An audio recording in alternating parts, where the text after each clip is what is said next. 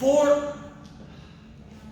Hey Sal, how's it going? Hey man, not too good. Not too good? No. Tell me what's going on Well, I'm either topping the ball or hitting it to the right or missing the ball completely. I'm struggling here. I'm struggling. there. Okay, great. Well, maybe I can give you a hand because I'm looking to do a workshop here for PSP on intro to golf for beginner golfers. Would you like that? Absolutely, let's go. Alright, so what are we going to do today? Guys, my name's Derek Purcell. This is Saul Brown. We both work here at Carling campus in Ottawa for PSP. Like I said, I'm going to be doing a workshop today on the intro for golf for beginners or amateurs.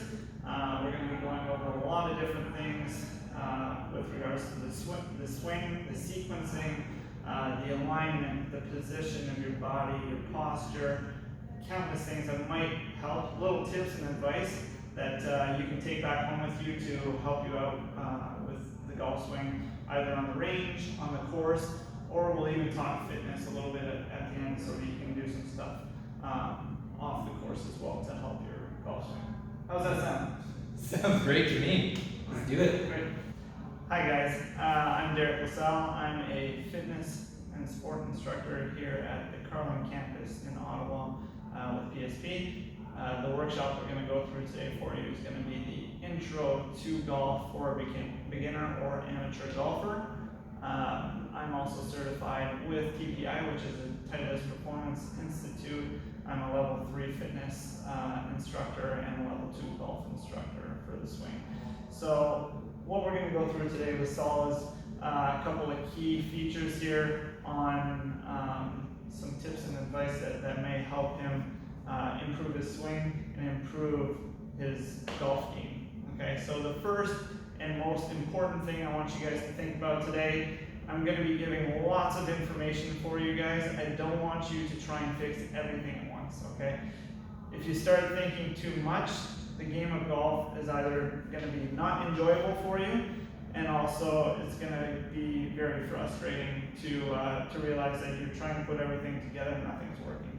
Golf is all about feel and less about thinking. Once the mechanics are down, things will get better, I promise you.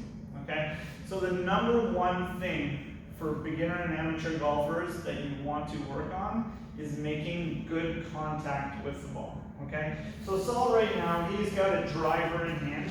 Okay?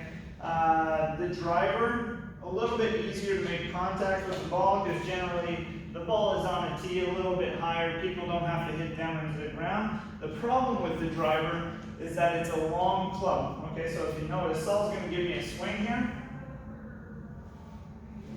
Okay, so with a longer swing comes more chance for error. Okay, a longer club equals longer swing, more chance for error, more chance for you to stand up as you come up. Also more chance for you to open the club face, close the club face, which we won't go too much into detail. So as a beginner, I know everybody wants to hit those long shots deep into the fairway or deep into the driving range, but I think it's better off to start with a shorter club. So I just gave Saul a pitching wedge here, okay? And all we're going to do is we're going to negate the source of error here of pulling the club back too far. We're going to shorten up his swing, we're going to shorten up the club, so all he's going to have to do is bend a little bit to get closer to the ground with it. Okay, so from here, Saul would go club to the ground because now we're going to mimic hitting a ball off the ground. And we're going to talk later about posture and positioning, but all he's going to do to improve this will just be a half a swing, so halfway back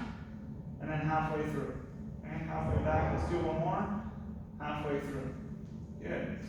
So from there, guys, I'm watching Saul right now. I'm going to get him to turn face on to the camera, so let's turn the other way. All right, and what I want you to take a notice of is his hands, okay, and his arms. So let's just have him do one or two more swings here. Okay, so what happens a lot in beginner swingers is that, or beginner golfers, my apologies, is that the arms are really stiff. I'm going to get him to relax a little bit, okay, and he's going to bend just a bit more to get closer to the ground. I don't want you to think about swinging with the arms, okay? Especially with the longer clubs. Again, not just swinging with the arms. Golf is a rotational sport, right? So you want to think about turning the hips and the shoulders to get the club moving. So instead of just taking a club back straight and through here with the arms, I want him to start thinking about rotating the hips back in his backswing, and then rotating his hips through in his follow through, just like that. Okay, let's do that again.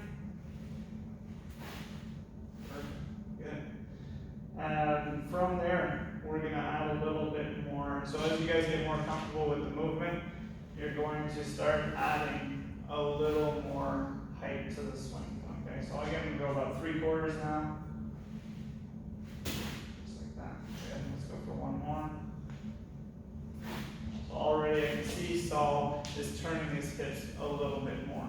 Okay, there's a proper sequencing. That's good. You can like Saul.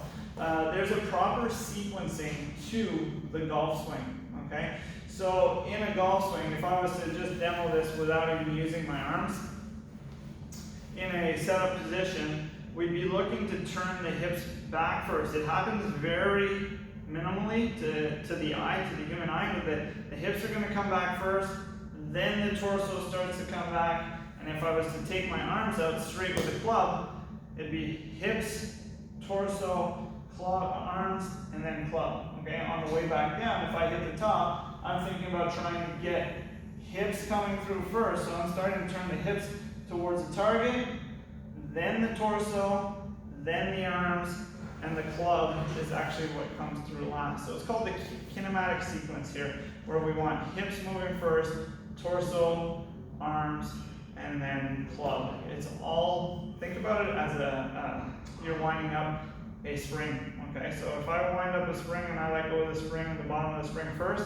the rest of the spring will unwind. It will create a little bit more elasticity, a little bit more power in the swing. All right, so Saul's been working on that. In terms of another key component here, if you want to create more consistent ball striking contact and power in your swing, you also got to think about tempo. Okay, the tempo of the swing. So the rate at which you're swinging. Is it your swing too quick? Is your swing too slow? And there's not many people that swing too slow because a lot of people are just trying to hit the ball as far as they possibly can. So generally the tempo thing is a little bit too quick on the backswing, a little bit too quick on the follow through. I want you to think more of a 1-2. So what I'm going to get Saul here to do is he's just going to swing a little bit quicker than usual. Okay, where he takes it back for a count of 1 and takes it down for a count of 1. And I'll get him to do one more. Alright, so generating lots of power. Okay, he's still moving through the hips first, then the torso, then the arms. That's what we want. Okay, the club comes through last. The thing with the increased amount of tempo that he's trying to generate more power with is he's standing on this piece of turf right now. Not once did I hear his club hit the turf. So what happens when you try and generate more power, more quickness with your backswing and your follow through, generally your body position now changes. Okay, so he sets up. So I'll get him to set up. He's got a pretty good setup position. I'll also get him to turn sideways when we start talking about posture. He's got a good setup position, a little flex in the knees. You can tell the weight is sort of in the mid-foot here. He's not rocking onto his toes, he's not back on his heels.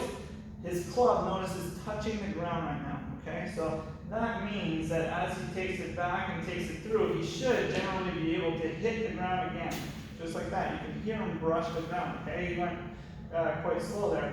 As he goes faster, so I'm going to get him to do 1 or 2 fast again. Missed. Let's do one more. And missed, okay? So what happens there is as he takes the club back with some speed, he doesn't think about what's happening here.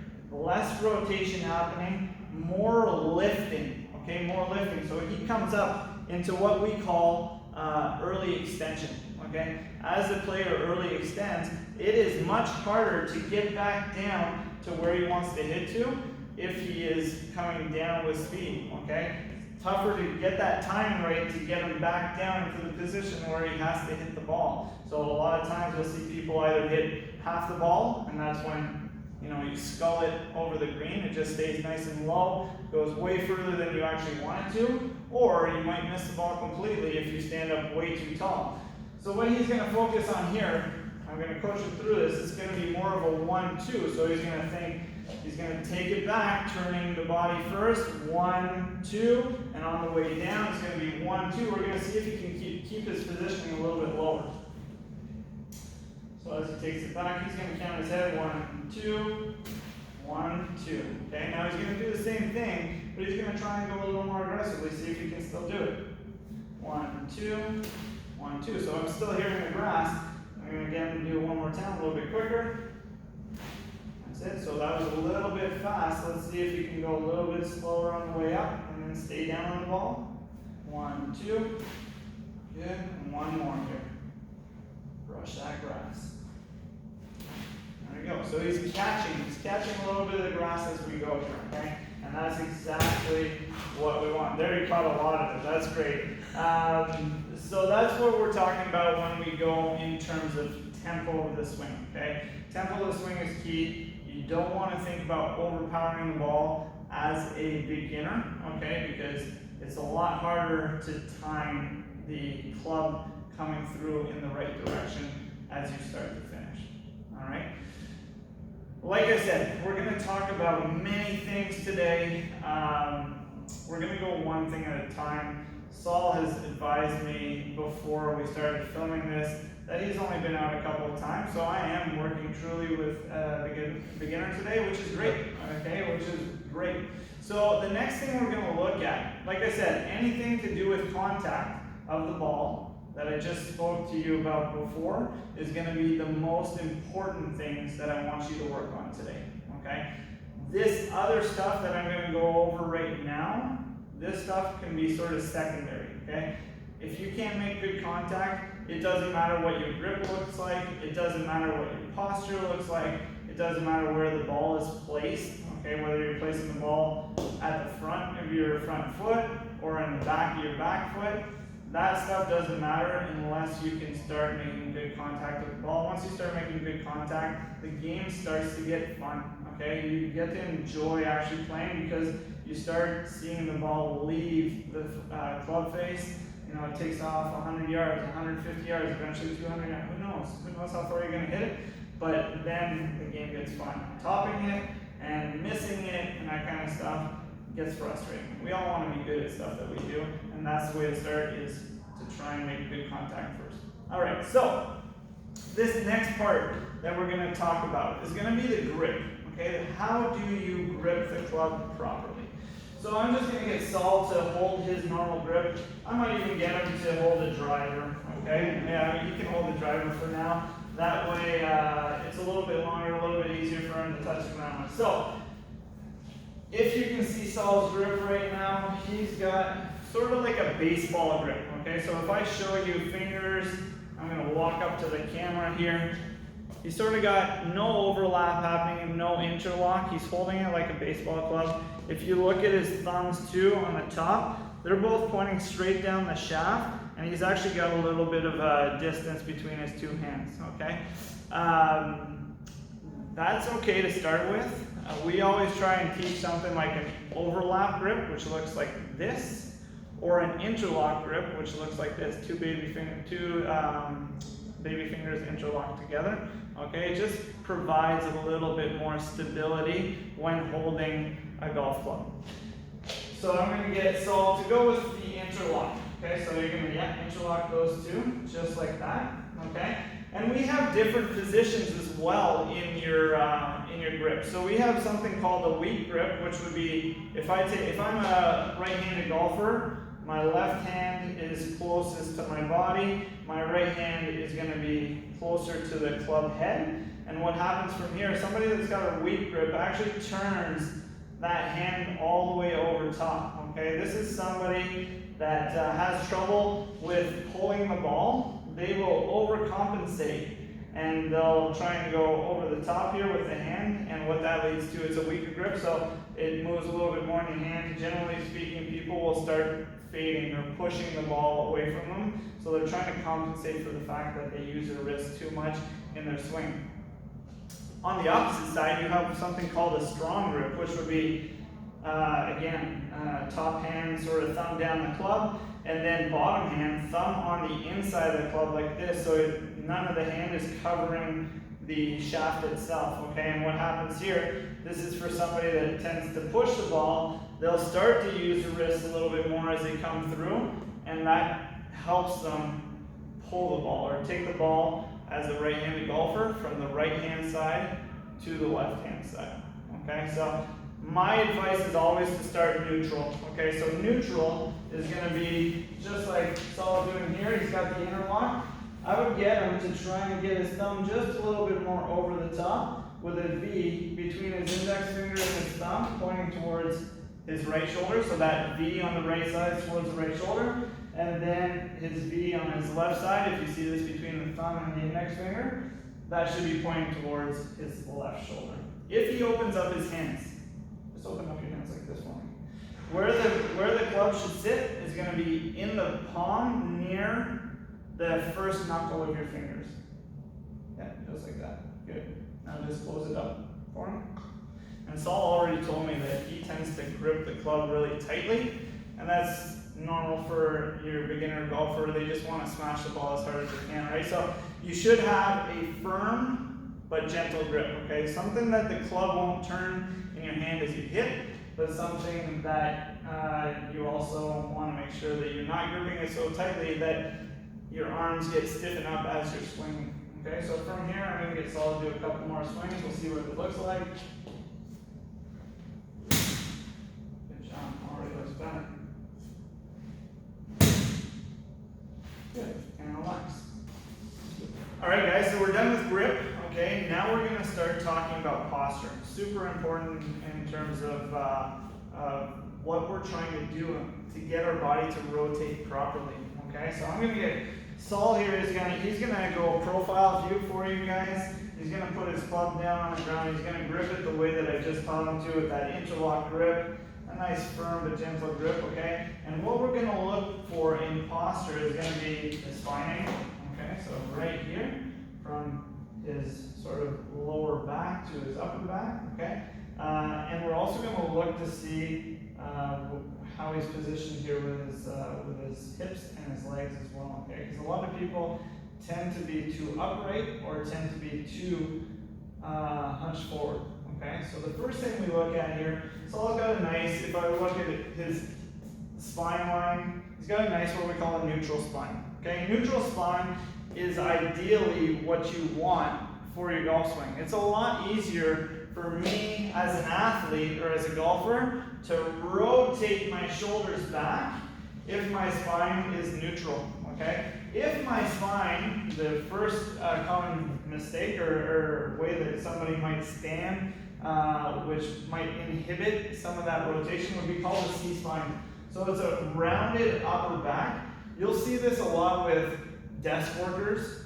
You'll see this a lot with people that have very tight shoulders and chest muscles. And from there, this now becomes a lot harder to take back. Then the hips and the legs have to start to compensate. So we start standing tall to get the club back the same amount of distance, okay? So what we can do for this is we can always talk about fitness and mobility, which we're not going to worry about too much today, but corrective exercises to get you out of a C posture into a neutral spine. The other end of the spectrum would be an S posture. So S posture, I'm going to get him to lean forward a little bit, would be excessive arching in the lower back. Okay, excessive arching in the lower back. Again, tremendous strain on that lower back if there's too much arching, and as he turns, puts a lot of stress on the lower back.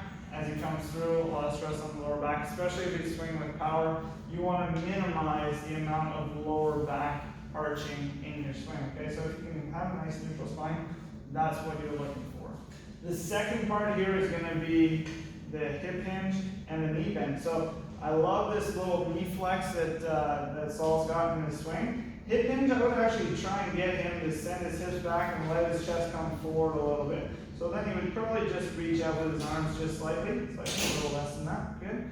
And then from here you have a little bit more, I'm going to call this an athletic position. He's a little bit less upright than he was before. He's not completely bent over, but he's in a nice athletic position here, okay? And from here he would still do the same thing. It would just be the exact same swing as he just performed before. So he's turning his hips first and his shoulders, staying down on it, down through, boom, just like that. Rotating his hips towards his target as he finishes, okay? One thing to note though, if this is the way that you're standing, so say Saul is more comfortable with a upright position, so he stands a little bit taller. Some people will do that if their arms are a little bit longer, okay, a little bit longer. They don't have to reach quite as far to get the club to the ground. They might stand a little bit more upright. If you're somebody with, if you're somebody with shorter arms, you may have to reach a little bit further, and then the angle of the shaft might be a little bit different. So you might be closer to the ground with the hands. The only thing that you might want to look out for then is going to be where the club sits. So if I show you this here, if I stand with my hands closer to my body and my arms closer to the ground, this may happen here, where the club face or the base of your club head now comes off the ground. This will make it very hard to hit the middle of the club because you're going to want to hit through the inside part of the club.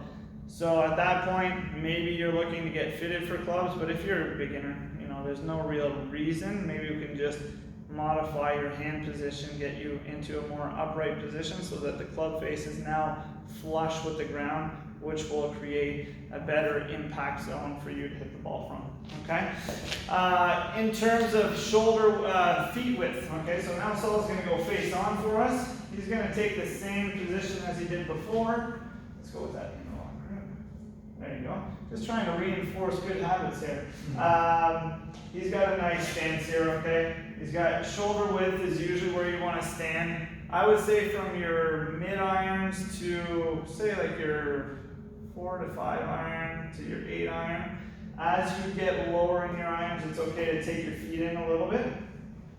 Okay, that might be a little bit too much. That would be a good stance for chipping and putting, okay? Because your swing shortens up a little bit.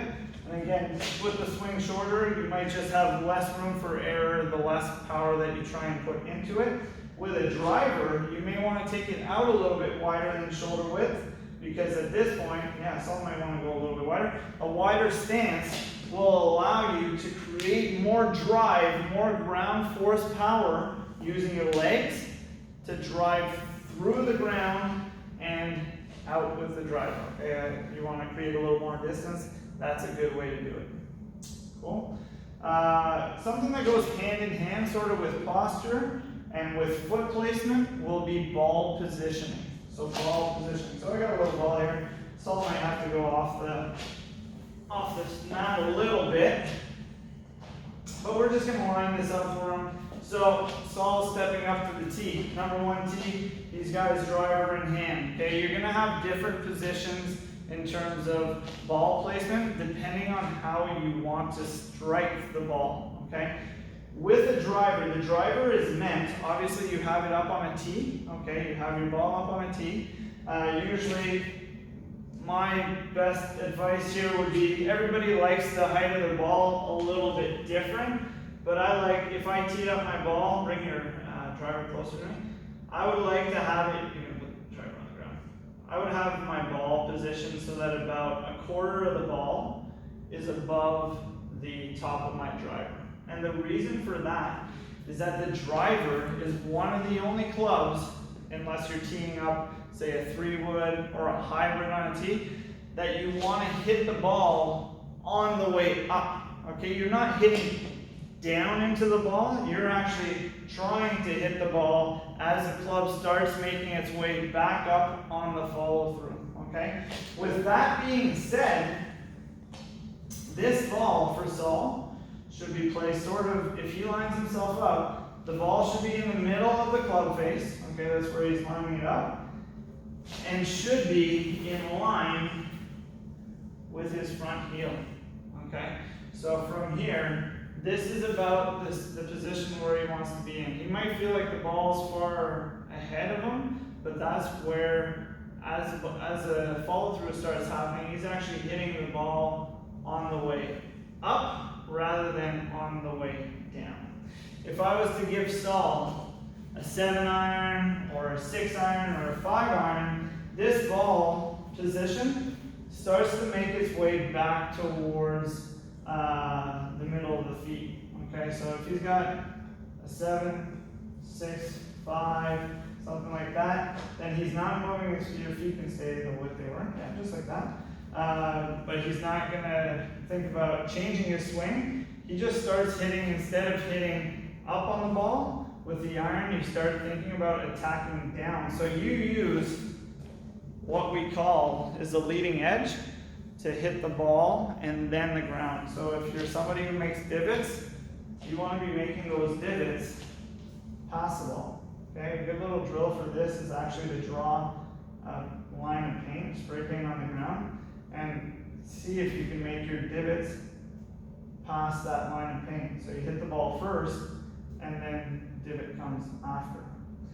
As you get shorter in your club, so if Saul's holding something like a pitching wedge in his hand, so I'm going to switch him out here. He doesn't have to put it way on his back foot, but I would start moving it back just a little bit more. Again, you want to make sure that as you're hitting down on that ball, it's going to be ball first. Boom, and when you hit the ball, you hit the bottom of that ball, and then it's going to be divot after. Okay, that's what we're looking for. So driver 3-wood hybrid, front of the stance. 4, 5, 6, 7, 8 iron, middle of the stance. 9 pitching, any shorter wedges, probably a little bit further back in the stance. I wouldn't say back heel, but a little bit further back. So there's a small discrepancy between where you're going to place that. Okay.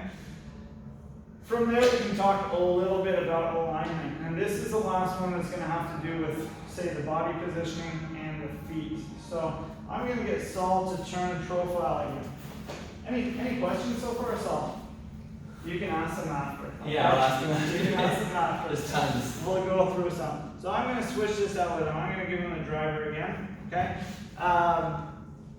So in terms of alignment, if you want to know where you should be hitting, where you should be aiming, you can always, they sell alignment sticks at any golf store. You can use a club. You can just put it in line with your toes.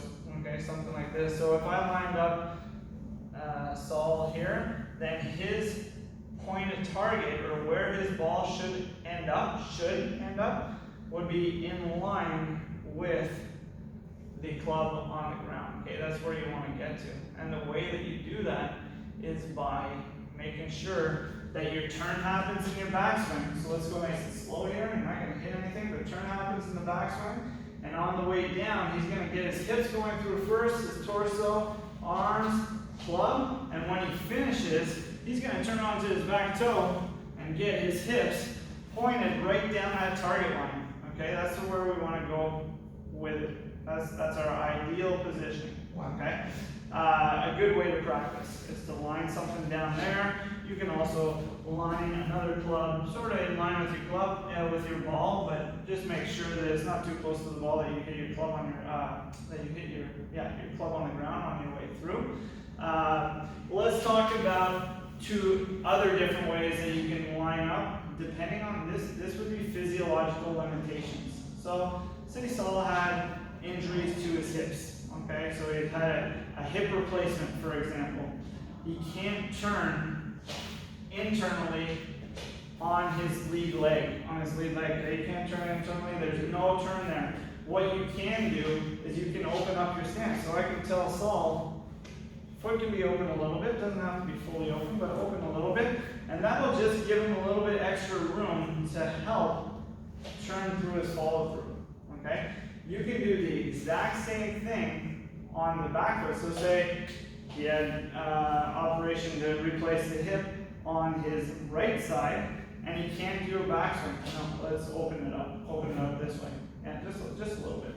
So he can't turn through his hip on his backside, then he just opens up that foot a little bit, and that'll allow a little bit more rotation on the back before he comes down and through with his follow through. Alright?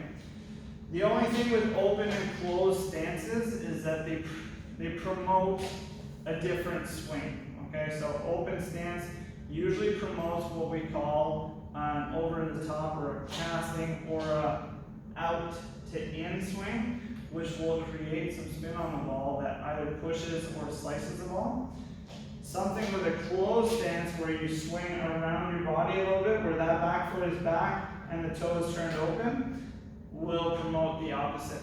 Okay, so you swing around your body, usually you come flatter and you go from inside and you swing out. That'll create a little bit more of a hook or a pull swing.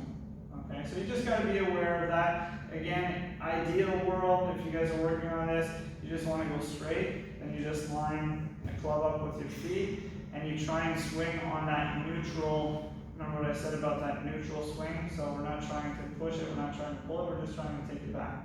Okay, and actually that leads us into our next point, which is going to be the swing path. Okay, the swing path. So I'm going to get Saul to do a couple of swings here again. Let's see if he's putting everything into practice. He's got his grip down. He's got a nice neutral grip. His thumbs over top. His V's are good. He's going to think about rotating his hips first, then his torso, then his arm. Oh, just like that. Let's do it again. And I'll have him swing a little bit more. Good. A little more aggressively. One more. Just like that. And already, I like what I see. I really like what I see compared to where we started today. Okay? Now in terms, he says me too. Now in terms of what we're looking at club path. Okay, so I'm going to do this for Saul. Okay, he's going to take his club back by turning his shoulders. From here, if I was to turn him, actually turn the other way. Face him. Yeah, there you go. So, as he brings the club back, he's bringing that club back low, okay? So low here, hinge forward a little bit for me. So, yeah, just like that. So low will lead to what we call a flat club plane, or a flat swing path, okay? Flat swing path, usually because his elbow's tucked in and he starts swinging back down, will promote a little bit more of a draw swing, okay, or a hook swing. So tends to use the wrist a little bit more. You're swinging from what we call, again, I said it, inside out, and you use a little bit more wrist to pull the ball. So I would encourage Saul to come a little bit higher with his hands. So on the backswing, yeah, just like that. He's coming a little bit higher, right to this point here, okay? And then from there, he's going to launch the hips going down first.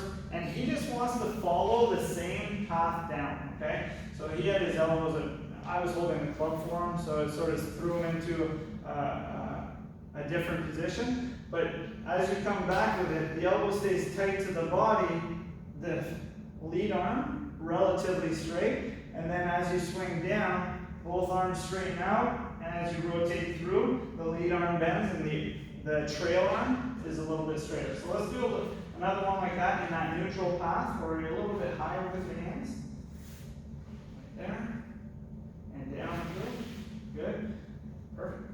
A lot better. Okay? And then you have the last swing path would be over the top, casting. It can also be called an outside in. So this one is where you cut across the ball, okay? And this is where a lot of people try to get too much swing. So remember what I said about shortening up the swing? We don't need to be here at first because this leads to a lot of problems.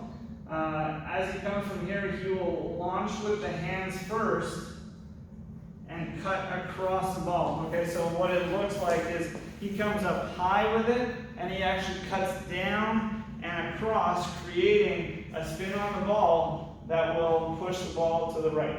Many people starting have that issue, okay? So they're a little bit too, what we call steep with the club, rather than being a little bit flatter, okay? You don't have to be totally flat where I'm coming around the body down here, but you want to be somewhere in the middle so that as you come down, that ball's coming off the club face straight, rather than with too much clockwise spin, we'll push the ball. too much counterclockwise spin for a right-handed golfer will pull the ball, okay? And that's all about what angle you hit the ball at. All right, team, so we have covered a lot of stuff today. There's one more quick aspect that I just want to talk about. Saul and I are both fitness professionals here at PSP, so why not finish with a little talk about fitness and golf? A lot of people may not think that golf has, you know, an abundant amount of physical stresses to it, but just remember that it is a high-power game. As you start to excel at it, a lot of power required in the swing to hit that ball a little bit further. Also, a lot of movement, right? A lot of rotation in the body, a lot of extension and flexion to get into the proper positions. So there is a lot that can be worked on in your fitness to help with the golf swing. The one thing that I've learned through my courses is that there is a continuum, okay? So we look at fitness, and what we look at is mobility first, stability second, strength, and then power. If I'm somebody who's struggling with mobility in my shoulders or my hips, which are two of the main joints in the golf swing, and I'm just trying to look at developing power in those areas, but I lack a tremendous amount of mobility there, then I'm going to limit myself to how much power I can actually create. So by coming to see somebody like myself who's a fitness professional with golf, I would be able to take you through an assessment. In that assessment, we look at all the different joints required, joints and muscles required for the golf swing, and then from there, it'd be like, do I need to work on mobility in certain areas? Do I need to work on stability in certain areas? What about strength and power? You should never be working on power without mobility. You should never be working on strength without mobility. You should never be working on stability without mobility. So always start at the basic fundamentals with mobility. Once you get more mobility, then you have an increased range of motion. You have to stabilize that new increased range of motion. From that point on, if the stability is good, then you can start adding strength and power. Okay, so there is some stuff to look at. I would say for most people, it would be a mobility issue, and then maybe some core stabilization, and then from there you start looking at developing more strength and power to increase your game, to increase the amount of effort you can put into your game through physical practice. Okay. I know that we've talked about a lot. We've covered a lot of different aspects of the swing, whether it's the swing itself, the swing path, your positioning, posture, grip, ball placement, all that kind of stuff. Just remember, for a beginner, the most important thing that I think you should take out of this is the keys, or the things that will lead to best ball contact. Okay. Nothing, you won't get better unless you hit the center of that club face with the ball and it starts to come off the club face instead of hitting those missed shots, the top shots, the swing, swing. But I specialize in. Yeah, but already I think after today, Saul's got a little bit more of a baseline that we helped him with. I hope you guys enjoyed this workshop. It's a pleasure working with you guys. If you have any questions at all, you can always reach out to me at the Carling campus. I would love to help you guys out. Saul, do you have any questions for me today? You give me a good base. I'm sure questions will come up. Thank God we work together. I'll ask you some other time, but thank you very much. And make sure you contact Derek if you have any questions. So thank you again, team. I look forward to working with you in the future.